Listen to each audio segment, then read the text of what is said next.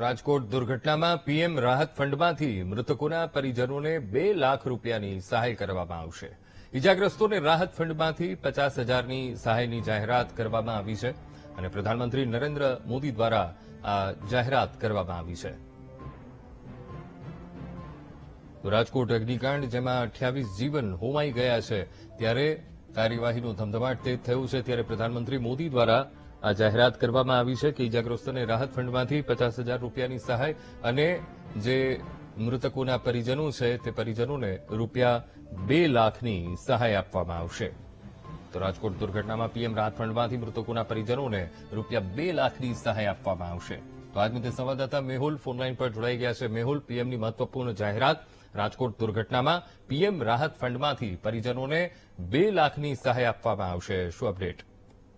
બિલકુલ જી અંકુર, સતત 2 દિવસથી પ્રધાનમંત્રી નરેન્દ્ર મોદી જે રાજકોટનો જે ઘટનાક્રમ છે તેની વિગતો મેળવી રહ્યા છે. ગઈકાલે પણ મુખ્યમંત્રી સાથે તેમણે ટેલિફોનિક ચર્ચા આ સંદર્ભે કરી હતી. મુખ્યત્વે આજે જે જાહેરાત થઈ છે પીએમઓ તરફથી તેમાં 2 લાખની મૃતકોને સહાયની જાહેરાત કરવામાં આવી છે પ્રધાનમંત્રી રાહત નિધિમાંથી અને જે ઇજાગ્રસ્તો છે તેને 50,000ની સહાય જે છે તે જાહેર થઈ છે. આ પહેલા ગુજરાત સરકાર મૃતકોને રૂપિયા 4 લાખની સહાય અને ઇજાગ્રસ્તોને 50,000ની સહાયની જાહેરાત કરી ચૂકી છે.